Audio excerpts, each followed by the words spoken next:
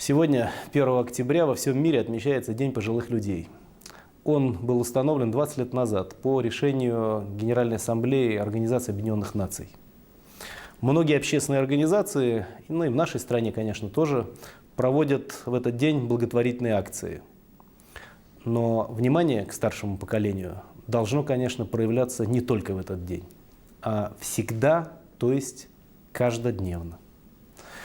Считаю, что забота о пожилых людях является одной из приоритетных задач государства и всего нашего общества. На долю людей старшего поколения выпали тяжелейшие испытания. Ведь именно они своим трудом создали экономический и промышленный потенциал, на котором долгие-долгие годы было основано благополучие российского государства. И во многом мы, кстати, до сих пор благодаря этому потенциалу живем. К сожалению, многие из пожилых людей сегодня одиноки, беспомощны и бедны. Они нуждаются не только в медицинской помощи, в лекарствах, но порой просто в элементарном уходе, в помощи, которую нужно им предоставлять в быту. Помочь им – это наш долг. В последние годы мы занялись вопросами социальной защиты пожилых людей.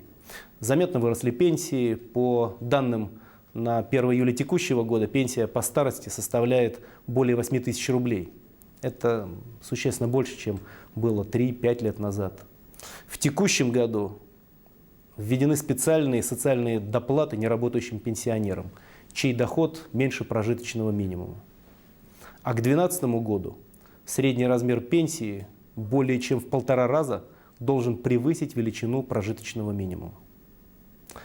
Хотя, что скрывать, пенсии пока все-таки невелики, если сравнивать с развитыми государствами. И в перспективе они, конечно, вырастут.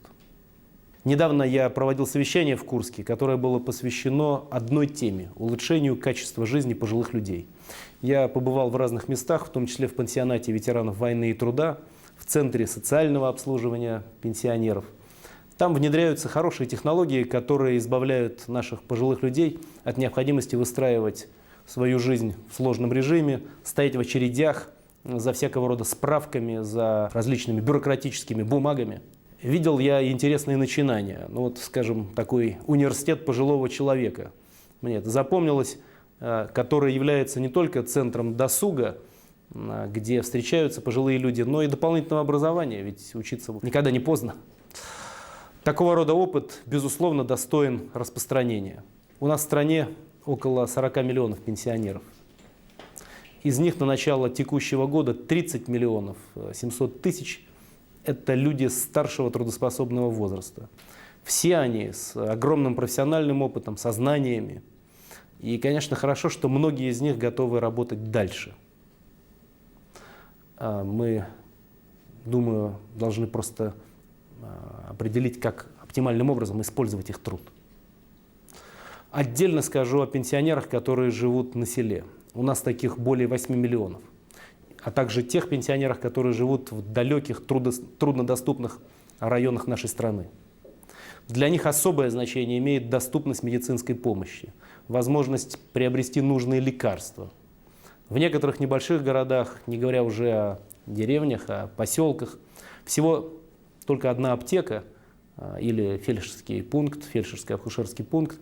И то, как обычно рассказывают люди, она зачастую плохо снабжается лекарствами. И это повсеместно, к сожалению, существует. На совещании в Курске я уже дал поручение региональным и местным властям серьезно заняться решением этой проблемы.